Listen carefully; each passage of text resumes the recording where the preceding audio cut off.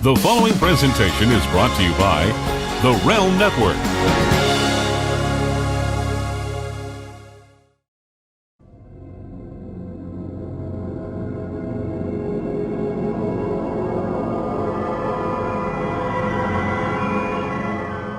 Oh shit! It's Vince Russo! Vince McMahon's best kept secret. I am the Antichrist of professional wrestling. David Arquette won the world title. I've got a wife, 3 kids at home, and I really don't need this shit. How can this show be so awful, Mr. McMahon? I didn't think it was. Viagra on a pole match. And Hogan, you big bald son of a bitch, kiss my ass. Judy Bagwell on a forklift match. McMahon, the family, The Rock, they screwed us all. Now you're the editor, right? Mankind did it! Jumpy, beep. Goldberg spear Russo on the cage. I'm from New York. I'll get downright nasty. This is Vince Russo's The Brand. Good evening, everybody, and welcome to Lions, Tigers, Bears, and Disco. This is the show where we go over the dirt, the rumors, the hearsay, the chit-chat, whatever you want to call it, going on in the rings of professional wrestling / sports entertainment every single week. I am joined today by Jeff Lane and the world-famous Disco Inferno, Glenn Gilberti. How you doing, gentlemen? Doing good. Well, you guys really dressed nice for this, huh? Well, Glenn, I don't know about you. I just got out of work, Glenn, to be honest with you. So I dress up when I go to work. You know what I mean, bro? I'm specifically talking about Jeff. I've had a rough day, Glenn. I had to You look my like it. Yeah, I had to take my dog to the vet for surgery, and then as soon as I got him home, he was bleeding through the bandage, so I had to take him back. And then I found out he was bleeding not because of the surgery, but because they cut his nail too short. So then I had to bring him back, and he's been bleeding all over my carpet and the floor, and it's just been a bad day. Nice. Well, I feel Glenn- for you. I mean, like, Glenn, are you half in the bag over there? Because you showed me a glass of wine that you were drinking. So that was my first. I took my first sip. This is my second sip. We're doing this later. For anybody that doesn't know this, that we're doing this later than usual. Usually this is like in a twilight, early evening thing, but you're catching me at a later time when I like to have like maybe like a glass of wine. Well, we're also catching Jeff Lane at 1 a.m. on the East Coast. He looks like he's exhausted. Did you wake up to do this, or what did he go to bed, Jeff? Well, today I actually took a nap from about 6 p.m. till 10 p.m. So I've been up since 10 p.m. Yeah. Wait. Well, I got up at 5 a.m. Time out. All right. Time out. 6 p.m. to 7:15 is a nap.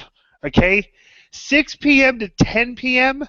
You've exceeded the amount of time that qualifies for a nap. That is officially counted as a night's sleep. 4 hours. Vince Russo. How many hours of sleep did Vince McMahon used to get a night? Oh, my God, bro. Maybe 2? Yeah, I heard it was like 4 hours tops. Yeah, no, that's all. Bro, it used to be the funniest thing, Glenn. You'll appreciate this, bro. We would be in a booking session, me, him, and Ed. And, bro, like in the middle of the session, this is an absolute shoot. You could ask Ed. Vince would take power naps. And he would literally leave the booking session, go sleep for about 30 minutes, and come back. That's interesting.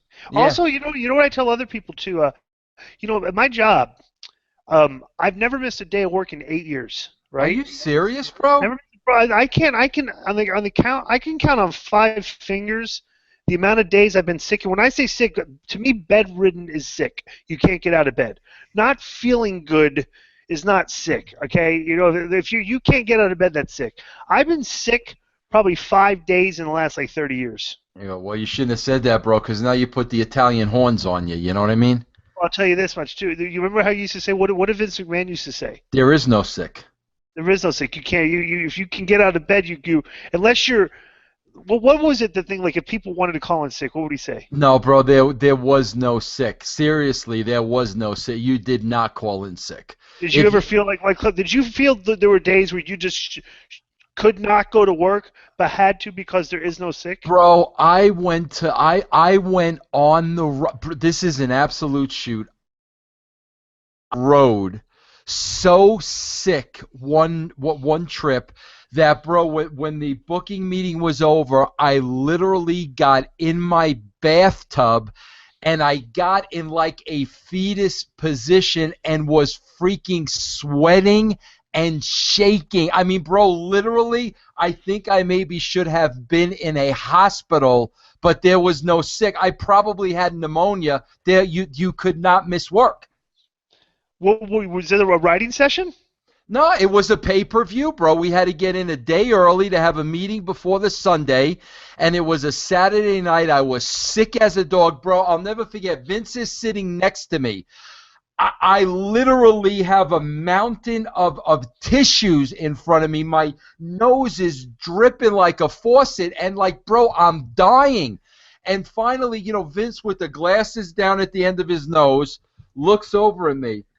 And he says to me, bro, this is a true story. He goes to me, "What is wrong with you?" And I was like, and here was my knee-jerk reaction. I was like, are you that ignorant that I literally answered him like, "I'm sick," kind of like that, bro. Like, what the freak do you think is wrong with me? I'm sick. And that's when, bro, he looked at me serious as a heart attack like this and said, "There is no sick." That was it. End of conversation. Well, you got your work done, right? Oh, I got my work done, bro. Well, there is no sick. He was right. There is no sick. Well, unless you're like, unless you're like paralyzed or can't get out of bed or, or bedridden, there is no. So you tough it out. You gotta show some strength and courage. Bro, show some heart. Bro, do you own anything other than a tank top? Dude, it's 102. It's not 102, right, bro. Hold on for a second. Well, I'm gonna do it. You look at your weather report right now. In Las Vegas right now. Bro, are you doing this show? 102 degrees. Are you doing this show? Okay, bro. This is not Colorado. Okay, where there's ass. Time out. Are you doing? I'm in the desert, you moron. It's 102 degrees outside. Okay, it's hot. Are you doing this show? Are you doing this show from the streets of Las Vegas? Are you doing this show outside? Bro. You're doing the show in air conditioning. It's about 70 degrees in your house.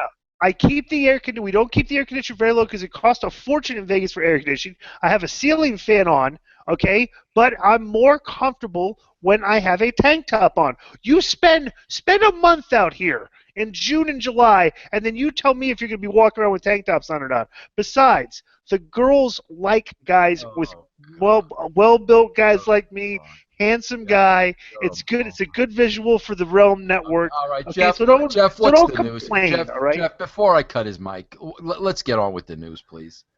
Vince, I forgot to put this on the format, but I remembered before I came on here that you specifically wanted to cover this topic today, and that is to congratulate Maxwell Hardy on his first career win. Oh, yeah, what about that, bro? What about that? Will you talk about killing the business? What about letting an infant pin you? What is that? What is that, bro? You want to give us your time out. You talk about me killing the business. You let an infant pin you 1, 2, 3. Go ahead, big shot. Go ahead. Biggest pop of the night. Yeah. You're a moron. You know that? You really bro, are. That was entertaining stuff. Yeah. That was very entertaining. Yeah. If you were there, the people loved it. Okay, that was the highlight of Matt Hardy's career. Bro, I find it hard to believe that the people love anything you do. Quite frankly, let's be honest. Well, let's be honest. Once you look at the responses to this show specifically, Lions, Tigers, Bears, and Dirt, and see what the response is for me specifically on your show. Bro, why did and then you draw your own conclusions. Bro, right? Why did I get a text message from your mother today, and all it said was "help me"? Can you explain that, bro? Okay, you didn't because my mom does not know how to text. Okay, Jeff, can we please go on with this news? You're a fountain of misinformation. Bro, the first. You know what I'm going to call you? Lying Vince. Bro, the first 11 minutes of the show, he's already hijacked it. The first 11 minutes down, and we've accomplished nothing. Jeff, start the news, please. This might be a two-glass of wine show. This may be an I might kill myself on the air show, bro. How about that? Biggest news of the week, gentlemen. Obviously, Roman Reigns suspended for 30 days, failing the wellness policy test. At the time of this recording, anyway, we still don't know what substance caused him to fail it. We may never know. I don't know if they're going to release that or not. But Reigns suspended for 30 days. And interestingly enough, the pay-per-view Battleground that he scheduled in the triple threat with Rollins and Ambrose is after the 30 days. And after he was suspended on Tuesday, at the SmackDown taping, post-suspension, they did put a graphic up on the screen of the triple threat match at Battleground. So it appears, anyway, that match will still take place. Yeah, of course. Well, why? It's a 30-day suspension.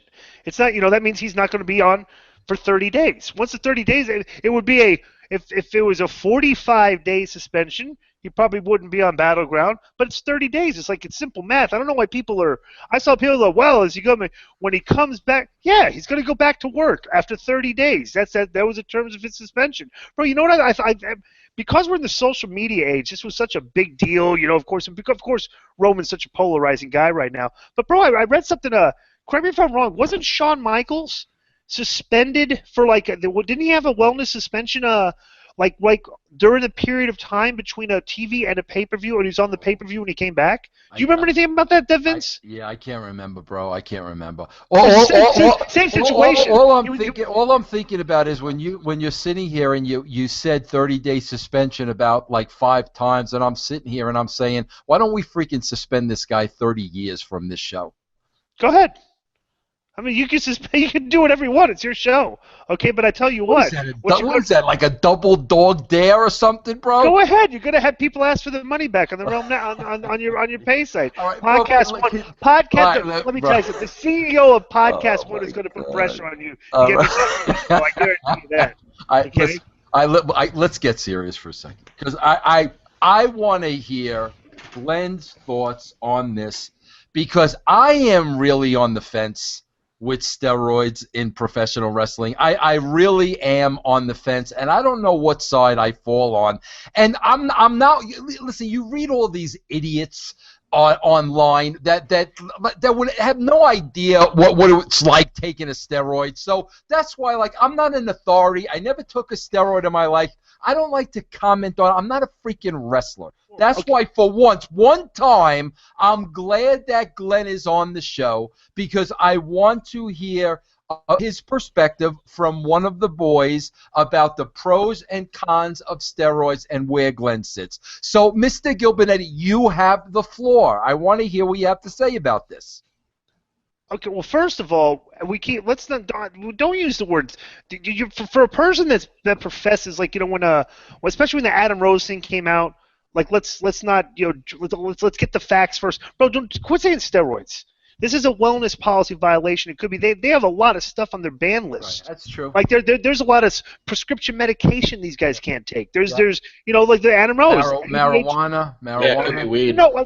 Could be weed. Could be the ADHD. The what do you call the what's the drug? The freaking what's it called? The Adderall. Adderall, yes, yeah, the Adderall. It could be anything. You're right. It's a wellness policy violation, but everybody's just assuming they're marrying steroids to this. You're right. Roman's a well-built guy, okay? So it could be anything. But on the point of let's discuss steroids. Yes, that's what I wanted to. You're dead on about what you just said, bro. You're absolutely correct. Okay. But I want to hear about you and the steroid, bro. Okay, bro. Bro, let me tell you something. The steroids in pro sports are very specific because it deals with we've discussed this before. It's a competitive advantage, an illegal competitive advantage. Okay, but pro wrestling is a work. Okay, so there is no competitive advantage. However, okay, anabolic steroids are in this country are illegal to obtain. You can't take anabolic. You can't go buy you can't go buy One Straw V in the store and stuff. It's a crime. It's a felony crime. Possession. It's a possession crime to be caught with steroids. So if it is steroids, you're taking a drug that if you were caught in the possession of the drug, you'd be facing a felony crime. Okay. That being said, there are these new anti-aging clinics now, and for the male and enhancement clinics you can go to where you can get prescribed testosterone. When you have a testosterone deficiency, you can get that stuff legally. Okay, you can also get growth hormone legally by doctor's prescription, and it's kind of very loose right now with like a lot of the clinics you can go. A lot of people think the doctors are just basically drug dealers because they're just bringing people in, prescribing this stuff, and giving them growth hormone and testosterone, which are basically fall under the umbrella of steroids. Okay, so you could conceivably, if you have a doctor's prescription. Bro, let me ask you this before you say this, Glenn, because I want to ask you this question. Bro, could a doctor give an athlete a prescription for a steroid to speed up the healing process? Is that done through prescription? Absolutely not in professional sports because it's banned. You're not allowed to take that. Okay. Same thing with the wellness policy of the WWE. Okay. There are banned substances. Okay. Now, we could argue whether some of these substances should be banned or not because the WWE is not falling under the realm of legitimate competition. It's a work. Right. It's just like, guys, it's just like actors getting this in the movies.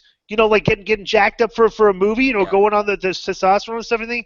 You can make a case that, because we're supposed to look good, what's the harm? We're not competing legitimately against each other. You're not going to hurt somebody, because you're all like the UFC has these guys that are getting suspended all the time left and right, but they're legitimately fighting for real, and the guy can get hurt. You can't get hurt in wrestling because you're taking PEDs. It's a work. Okay, so I've always thought that this is just my take. No harm, no foul. All right, if you're not hurting anybody, I don't see why doctor prescribed testosterone and growth hormone wrestlers should not be allowed to take it because it's going to make you look good.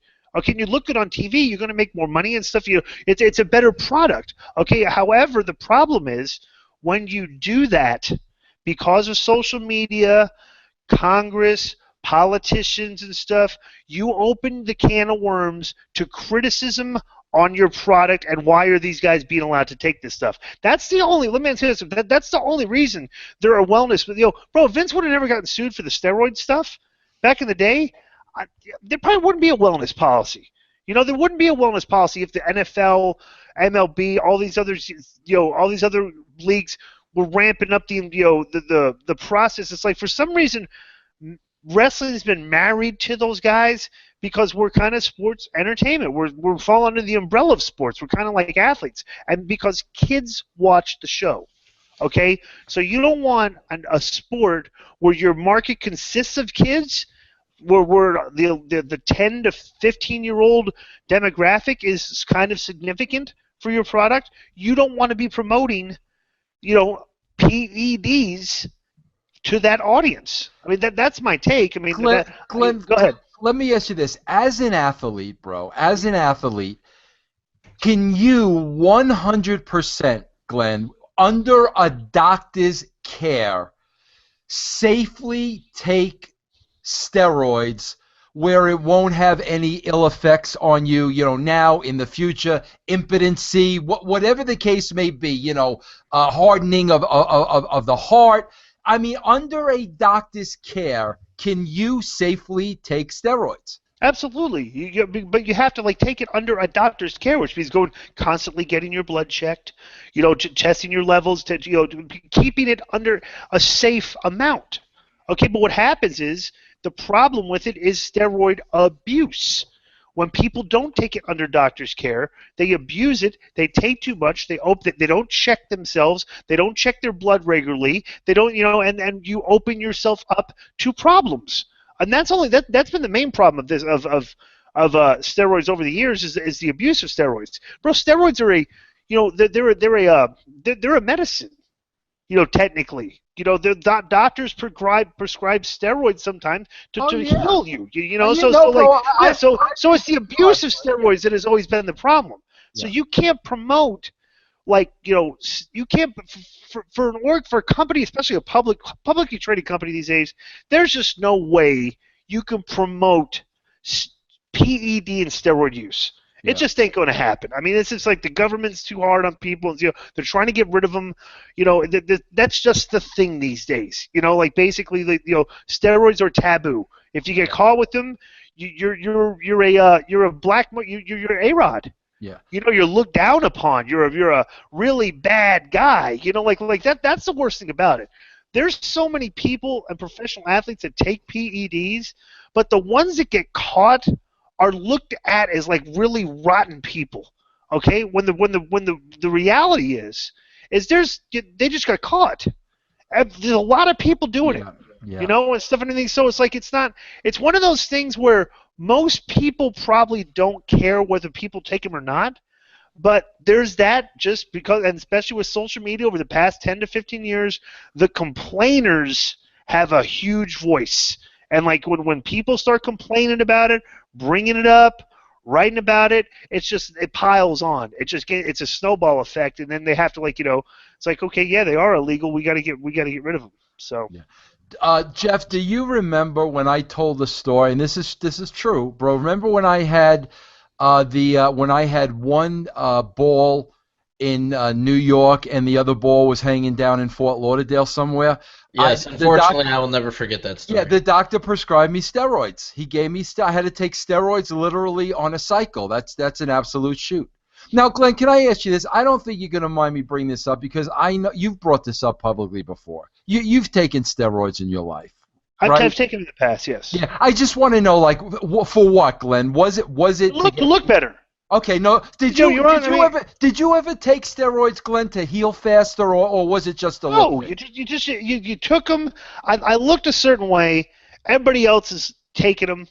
Everybody else looks good. Everybody else looks bigger. I take them, and I took a few cycles, like 6 to 8 weeks tops. Just a handful of times over the course of 20-something years. Under a doctor's care, Glenn?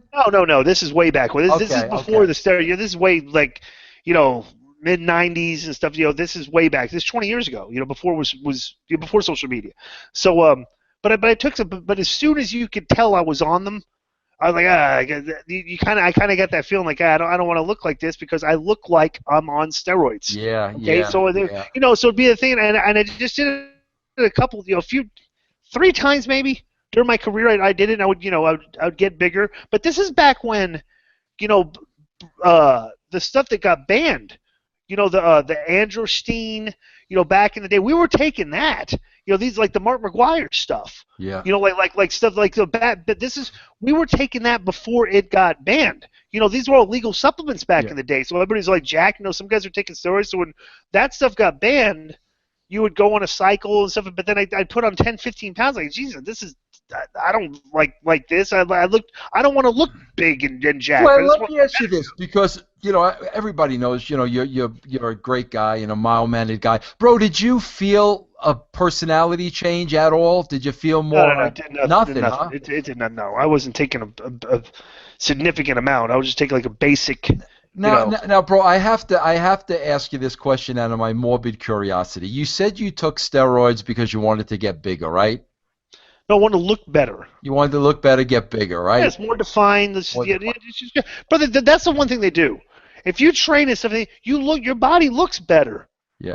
Bro, you're not gonna sit there and say that if you look like, hypothetically speaking. What would you rather look like? Johnny Grunge or Rick Rude? And you had zero ill effects from them. Nothing. I mean, I didn't abuse them. I didn't take them over a long period of time. Yeah. I just did it a few times. I got bigger all of a sudden, over the course of like 4 to 6 to 8 weeks, and then I quit. That's it. Okay. But Jeff, I was taking like fat burners, amino acids. I was taking a lot of the legal stuff. I was taking androstenedione. At one point, the stuff that it turned out to be, you couldn't take it anymore. They took it off the shelves, so I quit taking that. But then there would be a period of time where there was a lot of stuff you could buy over the counter that today you can't. Yeah. Okay. That they're technically, like I'm saying, I never did. I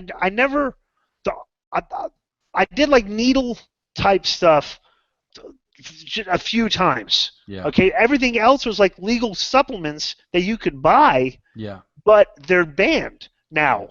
Back in the day, this is like 20-something years ago, you could buy that stuff. See, my whole thing is like, being an office guy, bro. I could tell you, I'm not going to lie about. I don't lie about nothing, but there is a little level of pressure put on guys that are hurt to come back early, bro. You know it, I know it. It's there. So my whole thing is, bro, if steroids can speed up the healing process and you could get back to work and make money and make a living, I don't know what the downside of that is, because what's going to happen and what always happens is you go back before you're, technically cleared, and you put yourself in danger and you wind up getting hurt again. So if it speeds up the healing process, I mean, I'm all for that.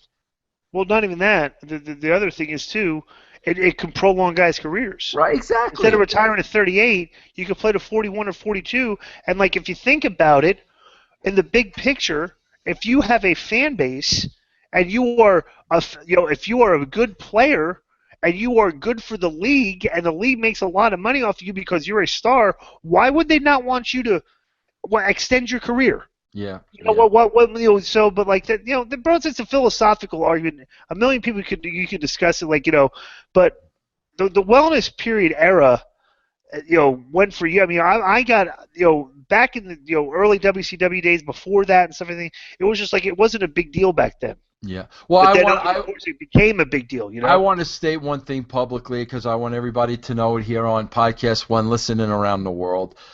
In my steel cage match with Ric Flair at the Phillips Arena, a lot of people accused me of being on steroids because they said I looked they said I looked huge and massive. So I just want to say now, for the record, I never took the steroids. And I have to say this, Glenn, if I were you, I don't know if I would have ever taken a chance, because it had to run through your mind at some point. What if my nose got bigger? Did that cross your mind, Glenn? I'm not even going to answer right. that. That's you're just trying to Jeff, to embarrass me again, and that's you constantly do this on the show. You try to discredit me and Jeff, I got to tell you, it was such a serious topic, but all that was in my head was that line, bro. So I had to deliver. All right, Glenn, what else we got? We sat there and talked about that for 10 minutes so you could deliver that one line. Yeah, exactly. Now, Glenn, Jeff, let's get into this freaking ridiculous Page incident. Please, bro, please. If I read one more thing about this, I am just dying for somebody to report, hey, as far as the Page incident is concerned, I don't know what the hell happened. That's all I want to see. I want to see one person say, I don't know what the hell happened. So go ahead, Jeff. Well, it started with somebody posted a video and pictures online of Paige appearing to be handcuffed and loaded into an ambulance. So then the rumors started coming out that everybody was saying Paige arrested, Paige arrested, Paige arrested. So what actually happened was, in the next episode of the Swerve, Ryan Satin's going to be on there, and he talks a lot about multiple sources, getting the facts, not jumping to conclusions. And Ryan actually got the truth on this story. How? Because he called the Las Vegas Metro Police Department to get the story from the source. So at ProWrestlingSheet.com, Ryan Satin again, what he said was Paige was not arrested, but she was detained by police shortly and taken to the hospital. Okay? So detained is not arrested. There's a difference there. But the police department also says that the officers were there because of apparent unrelated incident, and then they saw a female running into the streets. They would not confirm that was Paige because of HIPAA laws, but because of the pictures, it's confirmed that that was Paige. They took her to the hospital for undisclosed reasons. No charges were filed, and obviously she was on Raw that night. So I guess WWE's investigating to see if they're going to take disciplinary action, but again, Paige was not arrested. That's a story you got? Yeah, what you get? I got, bro, go on and listen to Court Bauer. Yeah, I also got that. I got that as well. Yeah, he talked to Alberto Del Rio. His girlfriend. Yes. Go ahead, Jeff. Yes. And this is, like Glenn said, from Court Bauer on MLW Radio. Apparently, Alberto Del Rio told them what happened was that they were at a show in Vegas, and a drunk couple started heckling them and calling them fake wrestlers and things like that. and apparently Paige was accosted. Whatever, you can take that to mean maybe they put their hands on her or something. So police were called to stabilize that situation, and it was routine to handcuff everybody involved. So they put Paige in an ambulance to ensure that there was nothing wrong with her. According to Del Rio, there wasn't anything wrong, and then they were free to go. There was no drunkenness out of them, no domestic dispute, and no jaywalking. So a lot of that ties in with what Ryan said. Ryan got his story from the police. They were under the assumption they were there for a different reason, but maybe the different reason was the drunk couple. If we tie these in, not knowing that they were harassing Paige, I don't know. But either way, both stories tell the same conclusion. Paige was not arrested, and Paige was not charged with anything. Thoughts, gentlemen? That's it. Glenn, can I ask you a question? There's really no thoughts on that. I mean, that's what. Yeah, I what got do you no thoughts. Glenn, can I ask you a question? Go ahead. Glenn, and be honest with me, bro, because we never had this discussion. Don't BS me, bro. This, Alberto Del Rio and Paige. Bro, did you ever date any other women in the business? Never did. Never had any desire. Come on, one night stand. Absolutely. Like in the business period. Like anybody, nobody I work. Bro, I was in WCW, TNA, and that's my career. No, I had no desire to hook up with somebody at work because that's just like that's not good business. That's like bro, that's just not when relationships in this in the business could just it's problems in the workplace. Yeah, like we're there for we're there for TVs. Everybody's there for 6 hours, 6 to 8 hours a day at a time. Could you imagine, I just said, Yeah, I want to just say for the record again, a lot of WWE divas and TNA knockouts wanted to hook up with me, but I told them the same. I told them the same thing Glenn just said. That I don't eat. What is it? I don't eat where I sleep, or something like that, Jeff. So you're such a liar. Okay, that's completely untrue. Jeff, what's next? Because I'm interested in Glenn's opinion on this story because I'm very concerned about it, and I'll tell you why. But go ahead, Jeff. Okay, it's been officially announced that CM Punk's first UFC fight is scheduled for UFC 203 in September. And what Punk said was he's been laying low media-wise because he has nothing to say. You can't talk a bunch of stuff until you've been in there, and I haven't been. The instant I got cleared, I got on the horn and nailed everything down, and I will be debuting September 10th in Cleveland.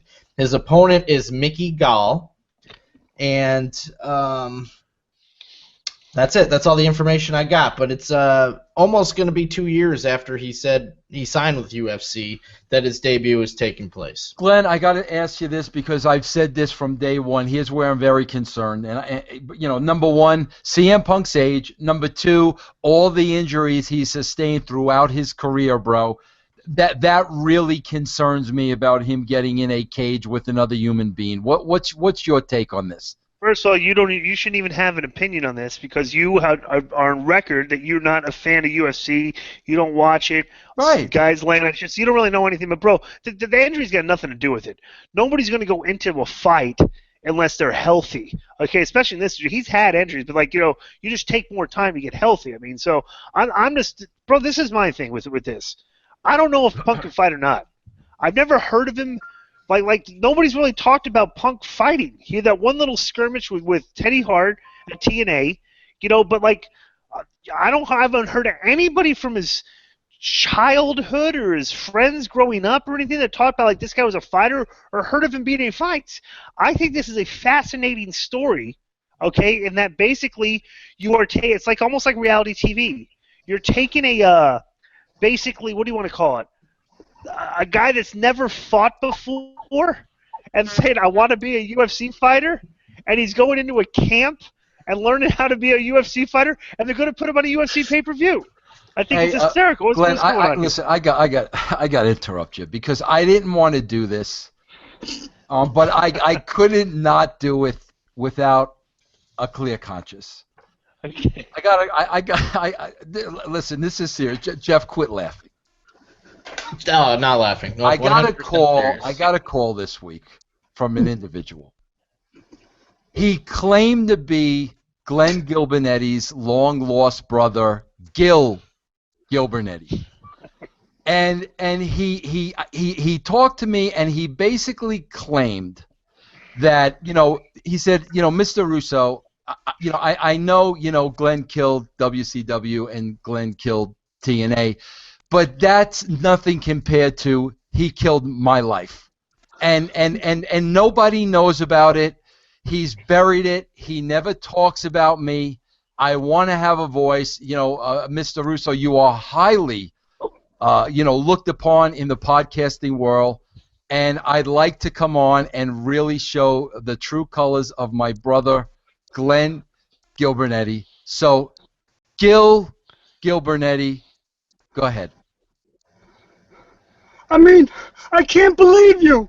I can't believe you left me here to fend for myself all these years. I mean, I love you like a brother, and I've watched you all these years just become this huge superstar, and you've left me here to fend for myself, and I can't believe it. I mean, you've given me nothing my whole life. The only thing that I've ever got from my brother, Glenn Gilbernetti, is this right here, this Ring of Glory T-shirt. Yeah. I mean, well, is that it?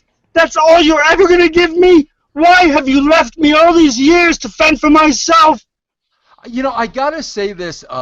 He does have the Kermit the Frog voice. That's why I really think there's some validity to this story. Glenn, any comments?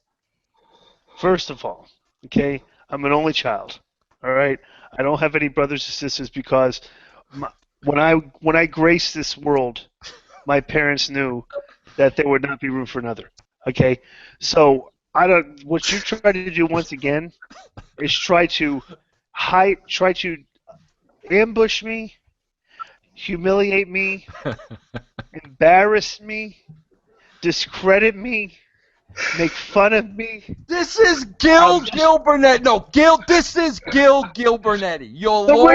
Hey, listen, Gil, say this, bro. This will be the real test. Say timeout a couple of times. Like, string 3 timeouts together and go like this. Go ahead.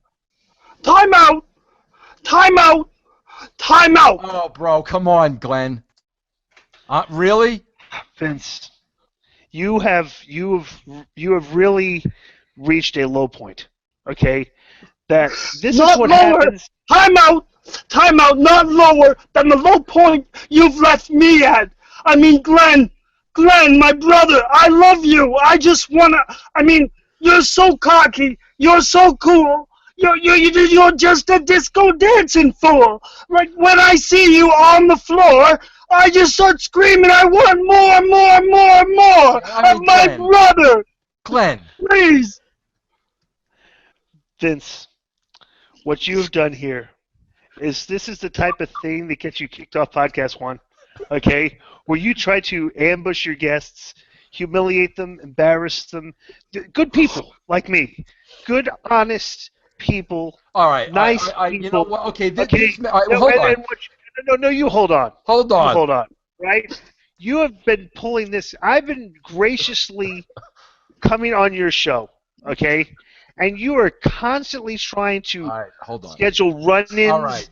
People come in unexpected. Okay. All right, hold on. I'll give you the benefit of that. Wait a minute. I'll give you the benefit of that. This may be a hoax, but I actually found somebody who worked with you at WCW, worked with you now, had experience working with you.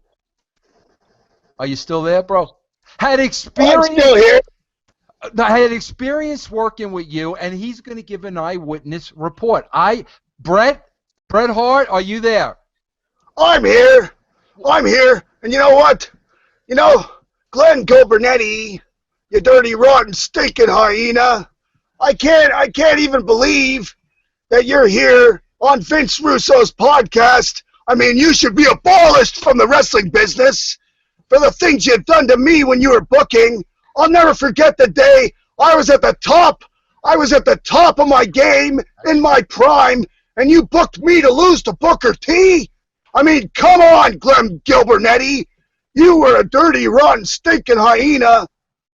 Glenn, the hitman. Yeah, Bret Hart's on here now trying to discredit me and discredit my good name. But let's be honest, Vince. Okay, what you're trying to do is you've spun this whole thing that I killed WCW thing to deflect. Well, Brett just confirmed that. No. First of all, everybody knows it's been documented, okay, over the course of the past 15 years that you indeed killed WCW. Okay, that's an irrefutable, incontrovertible fact. Okay, that has been written and reported for years. All right, so trying to dump the burial of WCW in my lap and trying to bring a Bret Hart impersonator on here to try to discredit me is, like I said, Vince, this is the type of stuff that will get you kicked off Podcast One. You're gonna be podcasting right, okay, again. listen, Let's go. You know what you're gonna do? You're gonna be on the where do you live? Broomfield? You want to give everybody my address? You're gonna be writing Monday Night Raw reviews for the Broomfield Journal. I'll give everybody the benefit of the doubt. Now, Glenn, I'm a proud Italian. I know you're a proud Italian, Gilbernetti. Let's hear it. Gilbert. Let's hear it from somebody within our nationality, a brother. Let's hear from a fellow Italian what they think about, the character of Glenn Gilbernetti. Mr. Pesci, do you have any comments about Glenn Gilbernetti, the Disco Inferno? Yeah, I can't even believe that you would bring on this Kermit the Frog impersonator on your show. Yeah. Because I've watched this guy not only disgrace the on-air profession of wrestling, but behind the scenes, he screwed everything up. I mean, they love to put the blame on Vince Russo, but I'm telling you, Glenn Gilbernetti, me and my good fellow brothers, we do not appreciate the way you actually are the one to blame for ruining WCW, for ruining TNA. And if you don't believe me, you could ask my best friend, Robert De Niro. You got De Niro there with you right now. Yeah, I'm here too.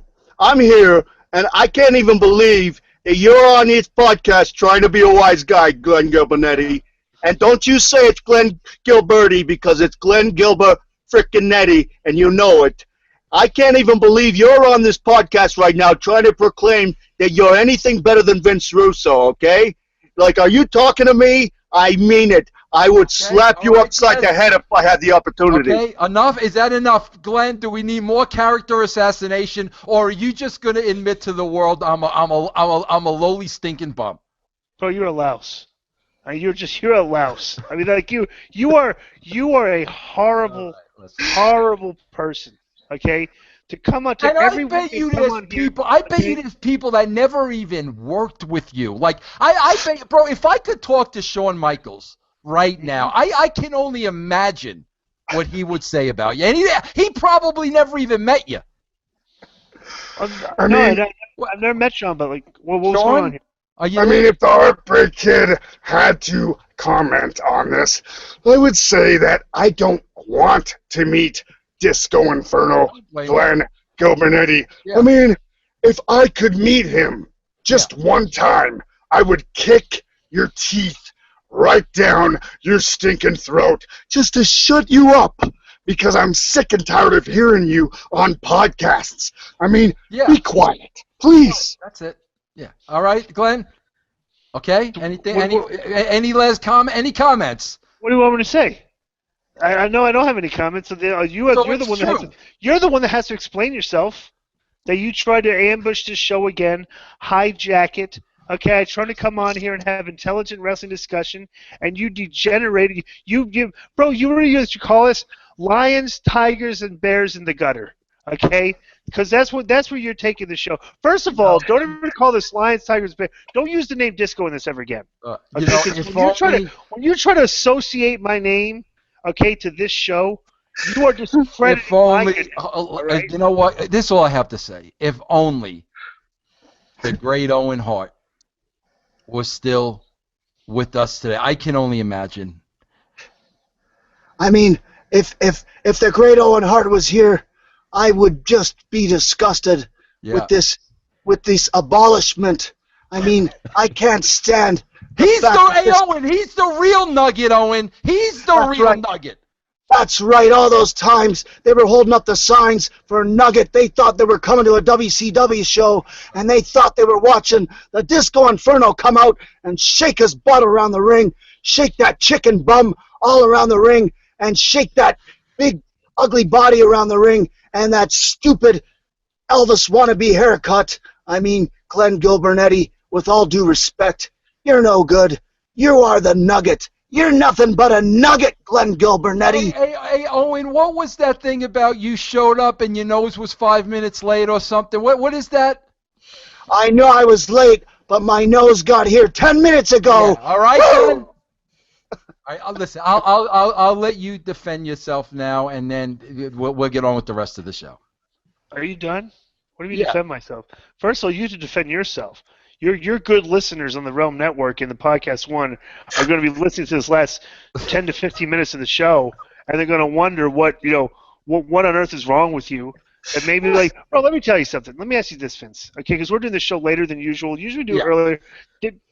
I know that marijuana use is legal in Colorado. Did you smoke pot before the show? Are you accusing me of being high?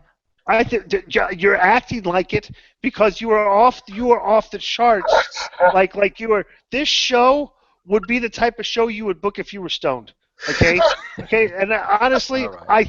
I think, look, bro. I honestly think that you've become a pothead. All right. Okay? You went to work. You went to work and wrestled. What was that shit? The company you work for now? Let's not bring them into this. Went to work, and like everybody in Colorado. They come home from work, they light a joint up, they smoke it, they get high, and this is where you thought, I got this brilliant idea for the show tonight of Lions, Tigers, Bears, and Dirt, and this is what we're having to watch tonight. Thank you, Vince. Thank you, Pothead Vince. Thank you, Pothead Vince. I want to thank the great Jason Sensation, because I thought that was absolutely brilliant. Jason, how you doing, my friend? I'm okay. I love you guys. I mean, the three of you together is just money. I love this. And just keep it going. I mean, this is too much. I listen to it all the time. I can't stop listening. This is now my favorite show of yours. I mean, this is great. You guys are amazing together, and just it's money. Keep going. Well, Jason, I appreciate you joining us and bringing all your friends with you tonight so we could really find out the character of one Glenn Gilbernetti. Thank you very much, Jason. It's been an absolute pleasure, beyond explanation. Yeah, hey, Glenn, thank Jason. Thank Jason, Glenn. Thank you, Jason. All right, I love you, Glenn. My pleasure. Right, you're a great performer. The great Jason Sensation. All right. Thanks, Jason. Thank you, enough of that. Enough of that foolishness. All right, Glenn. All right. You see, bro, I pulled that one out of my back pocket, bro. All right. Hey, way to go. Way to go! You know, like I could. You tell me, I could have gone. Bro, the World Series of Poker's in town. I could have gone to play poker tonight, won like $5,000 or something, played a tournament at the World Series of Poker. You made me stay later tonight to subject myself to this. You are a horrible person. Bro, this is showing everybody that you did kill WCW. This is like this. You booked this show. Like this is like a Nitro in like circa 2000. Well, you know what, Glenn? Let me tell you this, Glenn. The great Jason Sensation was brought to you by TrueCar. Because pricing information is great, but there's more to car buying than just the price. There's the actual buying experience, and to enjoy a better one, you have to go to a TrueCar certified dealer. They are there to help you find the car you want, and they are what make TrueCar unique. With TrueCar, you can connect with a local certified dealer of your choosing, so you can lock in a guaranteed savings off the MSRP and enjoy a better buying experience. TrueCar customers are more likely to enjoy a faster buying process when they connect with a TrueCar certified dealer. Over 2 million cars have been sold to TrueCar users by the TrueCar Certified Dealer Network. There are over 11,000 TrueCar certified dealers nationwide. You will work directly with a TrueCar certified dealer contact, and TrueCar users save an average of $3,279 on MSRP.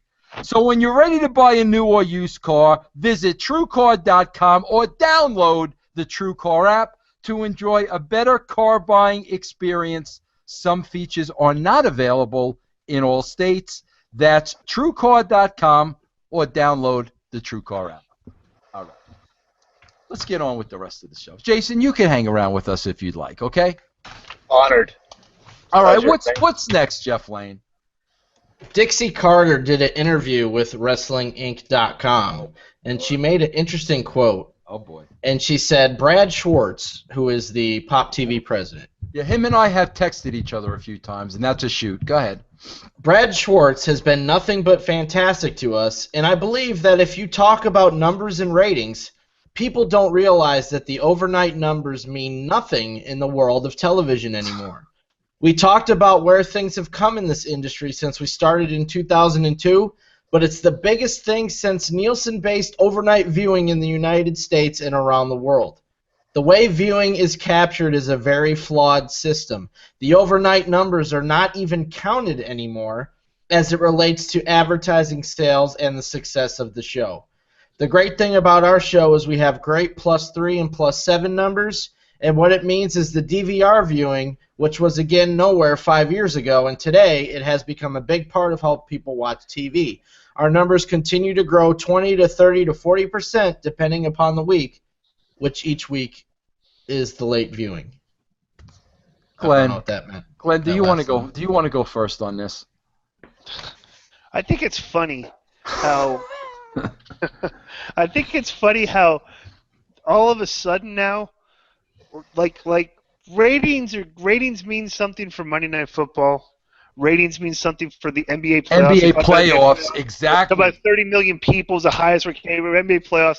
Ratings mean something for Game of Thrones. Yes. Ratings mean something for everything. But all of a sudden now, the shows that aren't getting good ratings, the ratings don't mean anything anymore. You know, it's like, bro, that would be great if like HBO or was coming on and saying, hey, bro, like you gotta understand, when the wrestling industry starts to spin like that, there's other avenues to watch the shows. Well, that's everything else.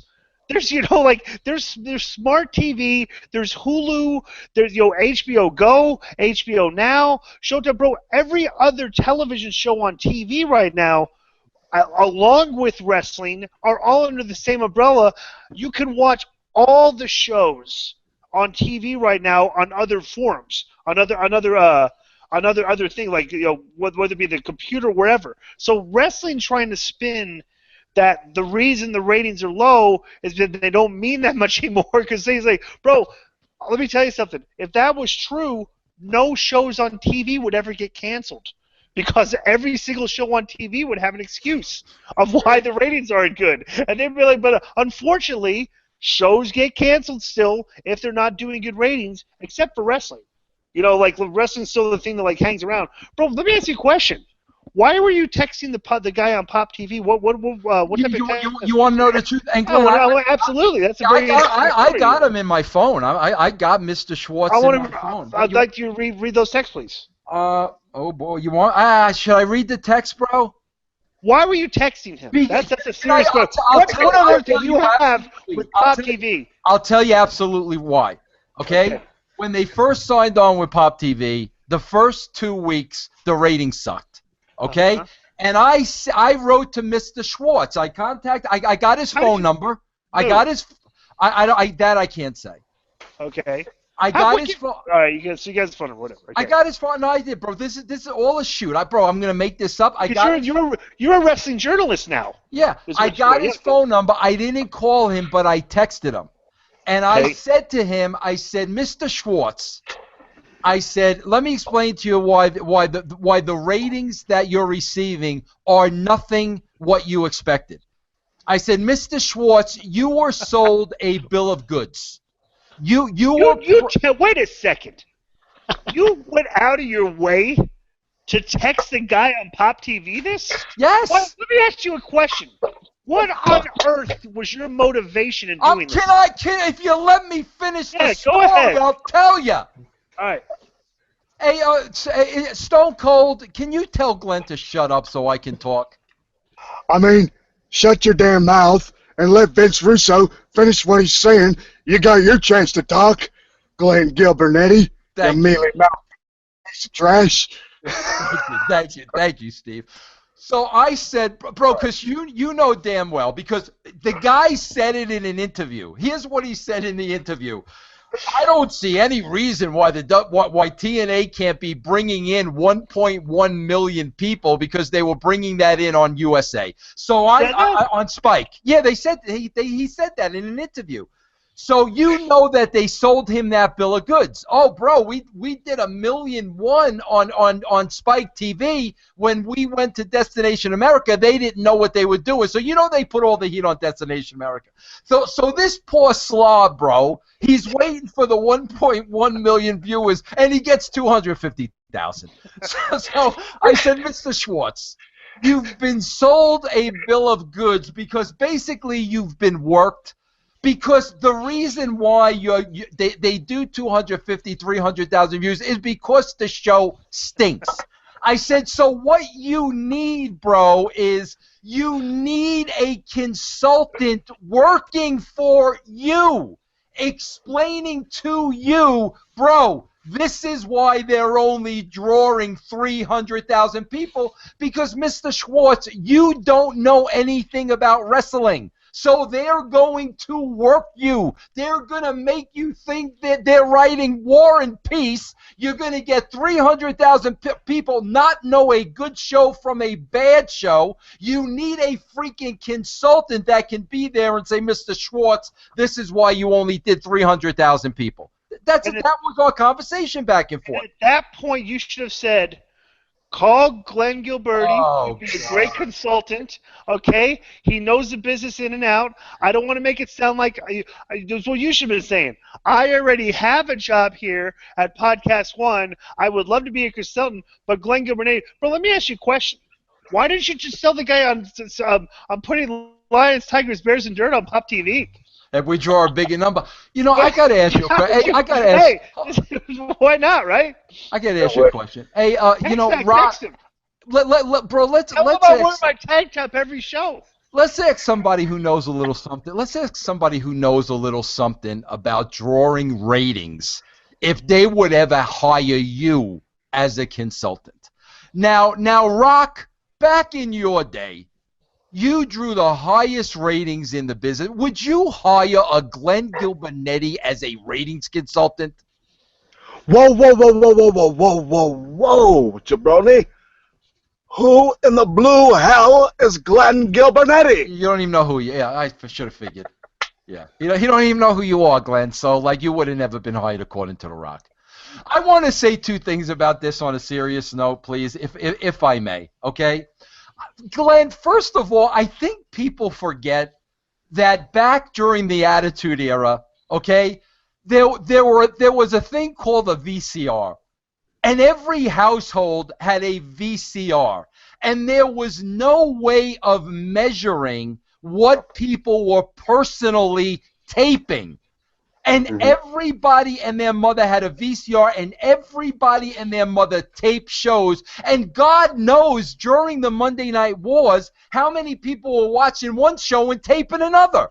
But VCRs did not exist back then. That's point number one. Point number two, if according to Dixie Carter, if overnights no longer matter, then why is every network still measuring them?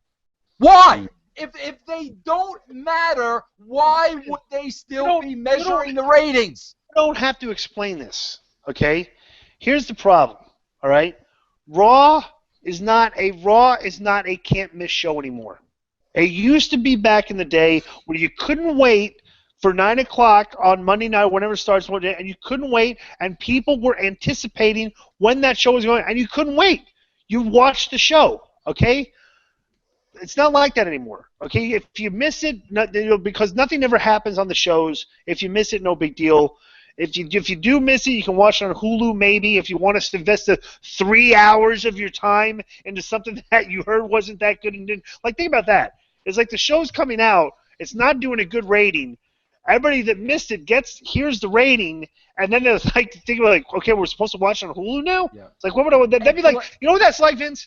That's like when Rotten Tomatoes comes out with the movie reviews, and Batman versus Superman comes out as 38%, and like and it's opening up that weekend. It's like everybody's reading that, and they go like, well, why on earth am I going to go see this? It's terrible, Secondly, let me finish. Bro, nobody knows what Pop TV is. Okay, a typical casual television viewer knows where the basic channels are. If you're a sports fan, you know what channels ESPN are on. You know what Fox Sports are on. You know you know where USA's on because of the wrestling, and you know the other basic channels. Bro, Pop TV. I don't even. You know what? Here's another interesting thing. I'm on Cox Cable. Cox Cable's a pretty popular thing. Lucha Underground is not on. I can't watch Lucha Underground, okay, on my cable system. All right? Pop TV, so think about that. We're talking about professional wrestling shows. Unless you're the WWE, they're off the grid. You got to find them. You know what it's like? It's like going into you perfect example. When I used to do tours, we go to South Korea. You fly into Seoul, and there's this big bar region, okay? And basically there's 8 square blocks worth of bars.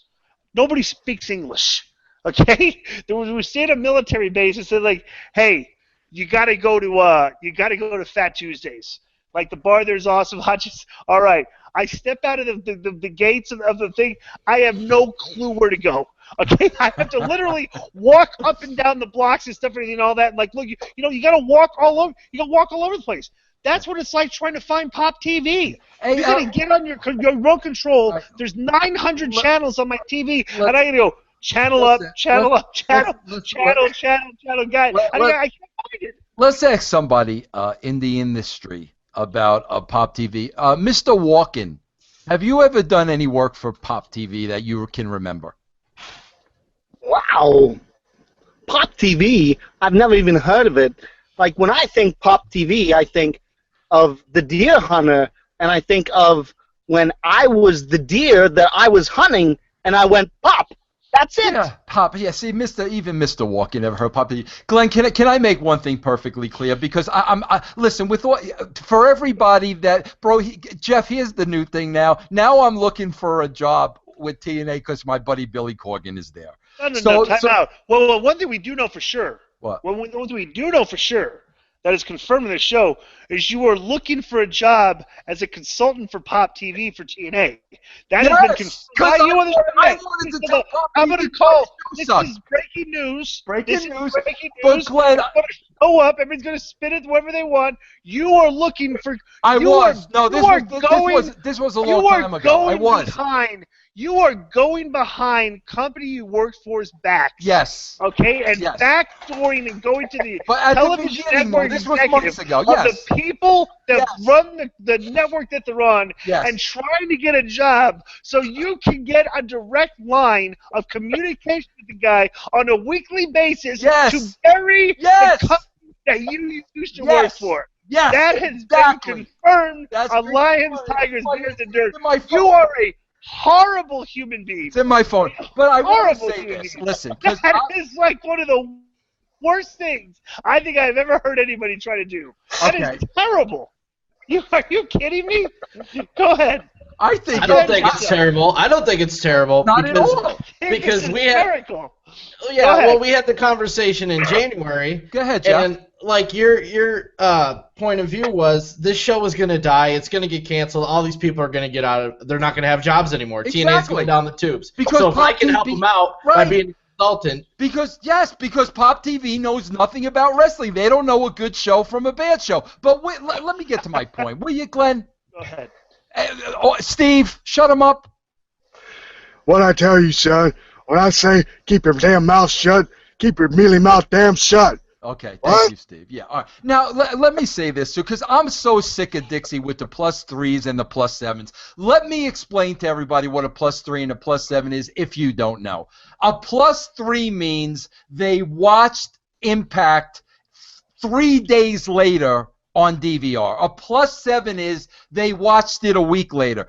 Dixie's carrying on and on about how important those numbers. Scott Fishman, an executive at Spike TV, told me those numbers mean absolutely nothing to networks. And you know why? Because like everything makes common sense. If anybody has any common sense, this all makes sense. When they watch it on DVR, they fast forward through the commercials.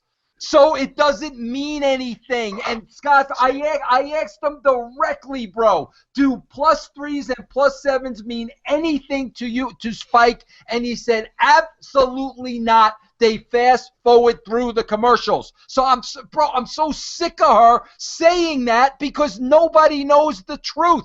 Those numbers mean nothing. Horrible. Absolutely horrible. You're first of all, let me tell you something.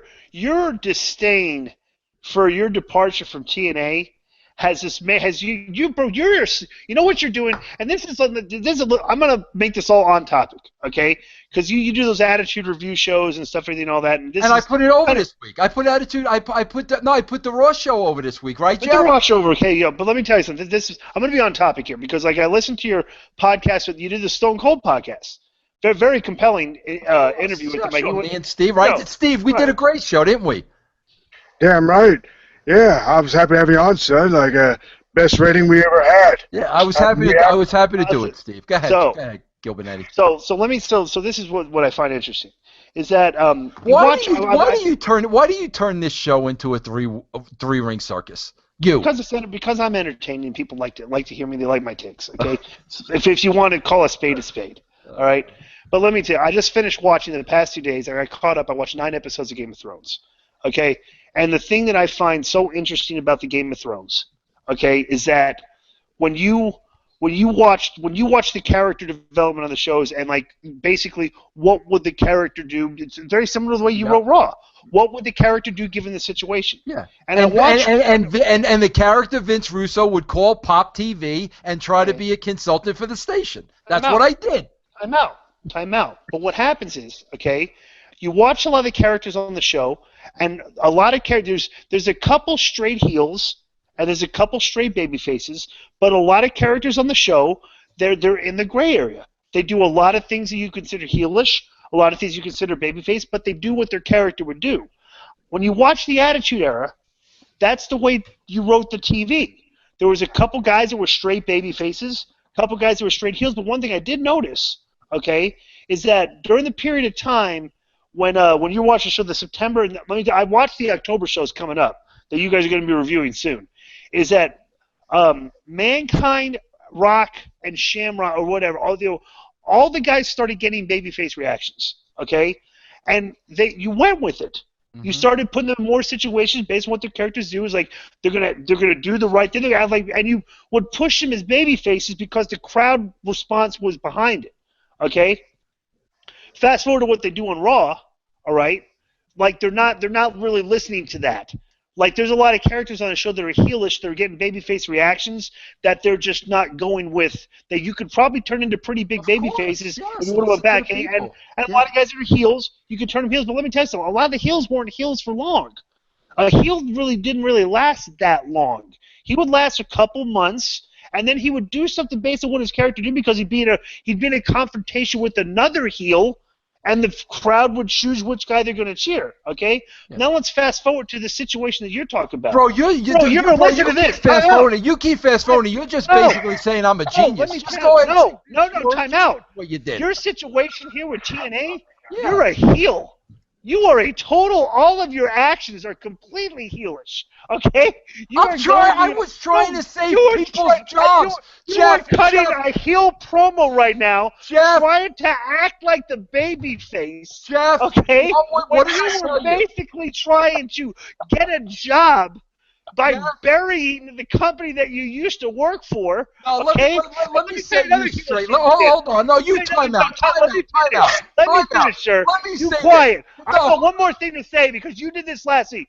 Billy Corgan gave you 2 hours of his time, and all he asked you to do was to give Slammiversary a chance. $50. Did you watch Billy Slammiversary? Corgan didn't send me $50. You are a horrible person. You are a. All that I guy know gave you is 2 hours all I of his know. time, All and I know. You couldn't come up with like a hijack feed or something. All you I didn't even, know. You had no intention of watching Slammiversary. All I know. lied. I go Billy now. Corgan. All Go I ahead. know is poor Mr. Schwartz, who knows nothing about wrestling, was sold a bill of goods from Dixie Carter and John Gabarick, and he was promised, oh, you're going to get over 1 million people, because the reason why we didn't draw on Destination America was because of Destination America. They sold the guy a bill of goods. I just smartened him up. I just Bro, said, Pop TV sold couldn't a even. bill of goods here, my friend. Bro, Pop TV probably had like the person that was in charge of programming the night that TNA was supposed to be on the other night probably went out to dinner and forgot to put the show on and ran 2 hours worth of commercials. Okay, so that's like the type of network you're dealing with there. All right? So what you should do is go to Pop TV and say, hey, bro, it looks like you need somebody to actually press the start button for the shows because the person took the night off a couple last week and always sent 2 hours of commercials. There's somebody that may be capable of sitting there and just pressing a button. Mankind, would you be able to do that? I don't know, but if I was able to, I'd press that button with a bang! A bang! Yeah, Glenn, it's all seriousness. I wish right now, like there was a button on my keyboard, I press and you go away. Like I just hit the button and you disappear. Just because, bro, you tried to come on here and embarrass me again like you used to, and we revealed a major story that you went behind. I willingly gave it. I would love to see those texts because I could visualize you with a tin cup in your hand, begging for a job from this guy like a panhandler with a sign on your thing that says, I will consult for food. All right? Basically, trying to like get in there so you could have an open line. So you just wanted to have an open line of communication.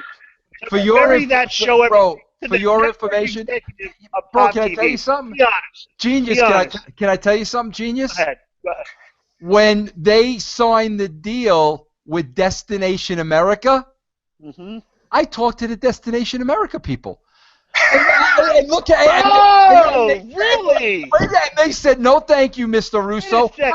Bro, look how good. Wait a minute. Look how good that situation turned out, bro. Look how good that turned out. Fast forward. Let's rewind then again.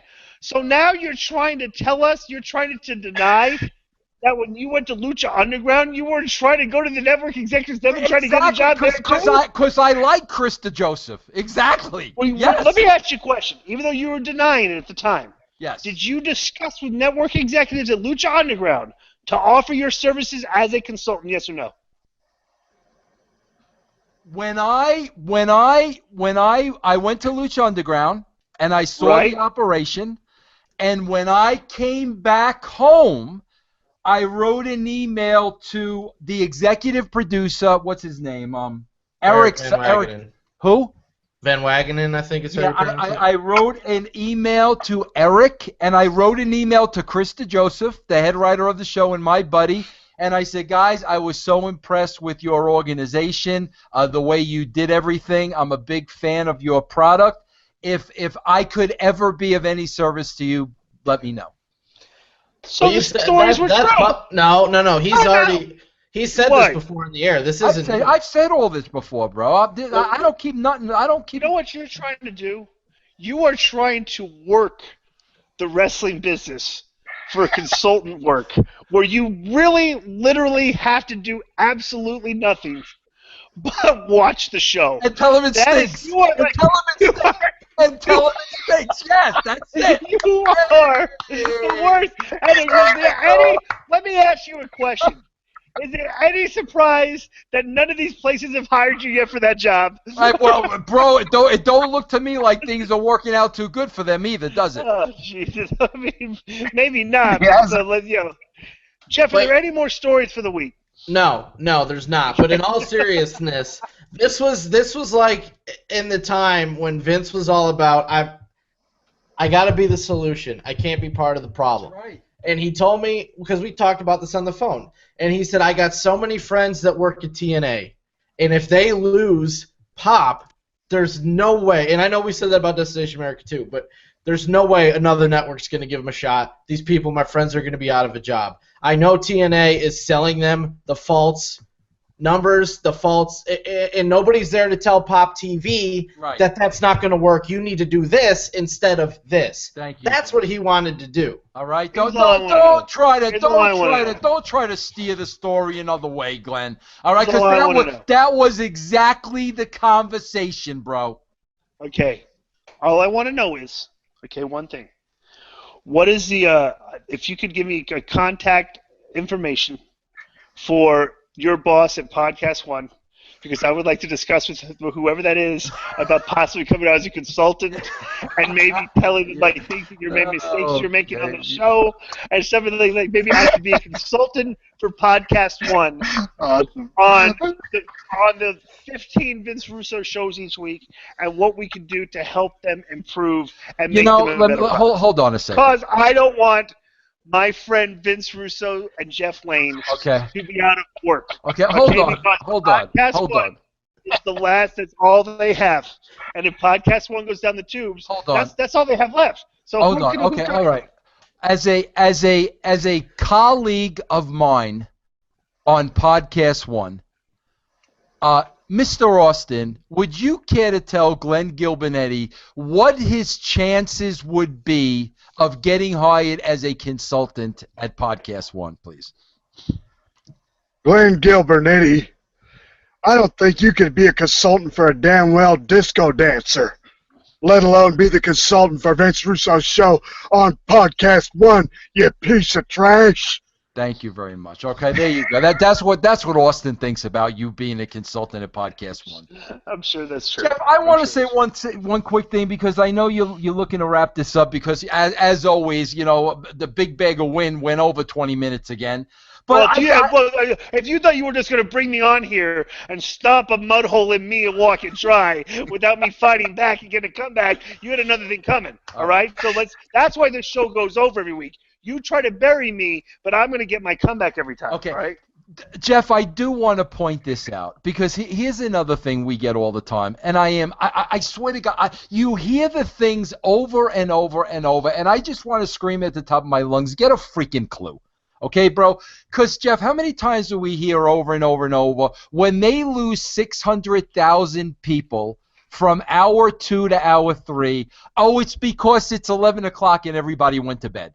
That's what we get. Meanwhile, Nitro and Raw went up hour by hour by hour by hour and had their biggest audience at 11:15. But as Glenn says, fast forward 15 years later, now from hour 2 to 3, everybody shuts off the show because they go to bed. So, Jeff, what were the 3 hours on this week's Raw? 3.4 million. 3.6 for hour 2 and 3.4 for hour 3. Okay. Does everybody understand if they give them something good to stay up for and watch, they will watch it? Do you understand that? It's the way that whoever's the writer of the show, that's the way the show is being written. Everything is a standalone segment. They're actually spinning they go from an interview right directly into the match. If you know what all your matches are, and you know all the guys are performing in the matches, there's no reason, bro, they need some character development. There's no reason to fill an interview here, an interview there, an interview if you know that Titus O'Neil is going to be wrestling Rusev on the show, there's no reason that coming out of the big, long interview segment out of segment 1, you go straight to a 1-minute interview with Titus O'Neil, talking about the match going to be later. You go into your second match, okay, or before the second match, we get words from Rusev about a show that's going to be airing later. You have your next match. After that next match, you talk about maybe you talk to the people that spoke in segment 1 and get their thoughts about what was said in the ring. Then maybe we open up the next segment with an interview about a match that's going to take place probably 45 minutes. Bro, they don't. The show's not written like that. The show is written like, hey, Chris Jericho's kind of promo on Kevin Owens. Cesaro comes out because he's involved. Sami Zayn comes out because he's involved. They're all in the ring together, and it's like the director of the show, Shane McMahon, like, whoa, I got a great idea. All 4 of you guys are out here right now. Let's have a 4-way dance. It's like, and they have the match. It's like, and that's the way that's the writing of the show. So like there's definitely a way the show is being written that there's no way that they can. I mean, if you just look at what they're doing, you need to tell the writer, whoever is putting the pen to paper and writing that show from start to finish, whoever the head writer is, say, bro, if we have a main event, we have to remind everybody about this main event every 20 to 30 minutes for the first 2 hours and 45 minutes of the show, and you build a thread up into that big spot. All right, and that's all it is. But like, bro, they make a match, and we don't hear nothing about it till 2 hours later when it happens. Yeah. That's the right. You know how to do. Use the right TV like that. But that's what I see. So that's the problem. That's how you fix the third hour. You don't give up because you haven't. Like you said, bro. You were talking to Steve Austin about how like the creative process when you have 20 writers involved. Yep. And you have 20 people talking, you're running against the clock. Yep. And you keep running out. Everybody has their opinion, and basically, the clock is ticking, and you just have to put something on paper. That's it. Okay. Yep. Bro, that's what the show looks like. What they look like, it looks exactly like that. And I didn't really think about that to you. Well, I did think about it, but like you described it so perfectly. But that's what happens. You forget, bro. They're missing the first thing they need to do is fix the third hour, okay? And the way you fix the third hour, it's like, okay, let's talk about this week, the main event, and the thread of the show leading up to the main event, and that is the first thing we discuss, because all we're doing with the other stuff is having 2 guys in the ring cut a promo and just go straight to a match. You could write that in 2 minutes. Yep. Bro, you remember all the old TNA days? Jeff he'd write all the matches on the board. Yep. And we would have to figure out the stories. Yep. You could do that.